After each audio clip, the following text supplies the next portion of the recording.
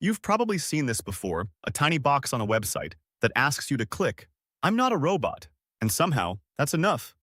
No questions, no test, just one click, and you're in. But here's the weird part.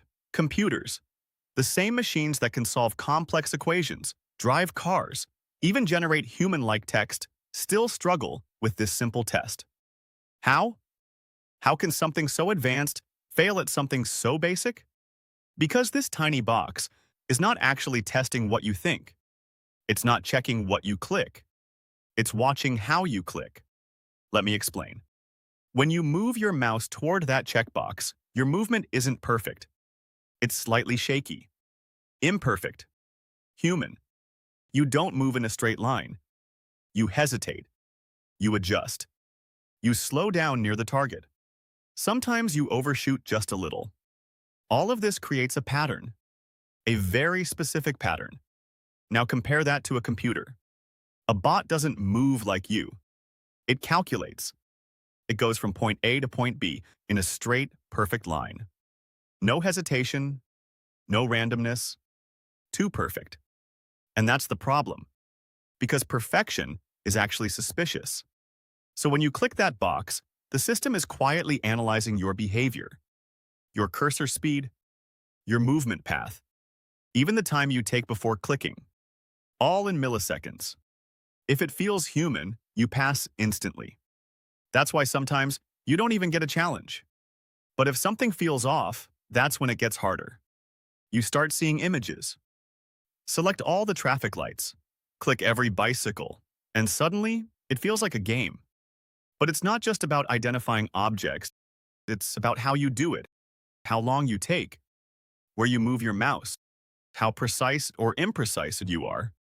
Because even here, humans make small mistakes, tiny delays, natural reactions. Bots don't. At least, not easily. Now here's where things get interesting. Modern bots are actually getting better, much better. Some can mimic human-like movements, add randomness, even simulate hesitation.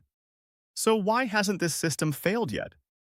Because it's evolving too, constantly learning, constantly adapting.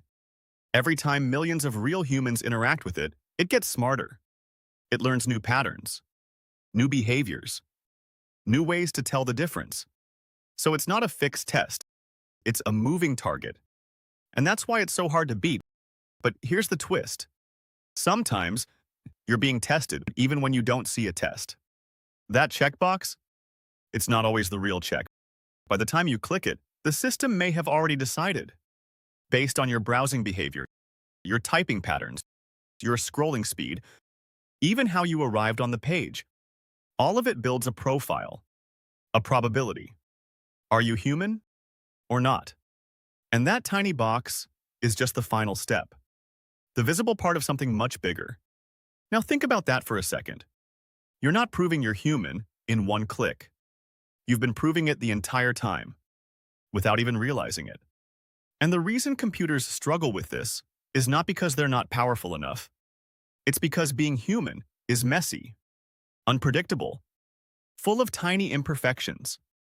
And that's exactly what this system is looking for. Not intelligence, not knowledge, but behavior. Real, natural, imperfect behavior. So the next time you click, "I'm not a robot," remember this. It's not asking you a question. It's watching you. And it already has an answer before you even press the button.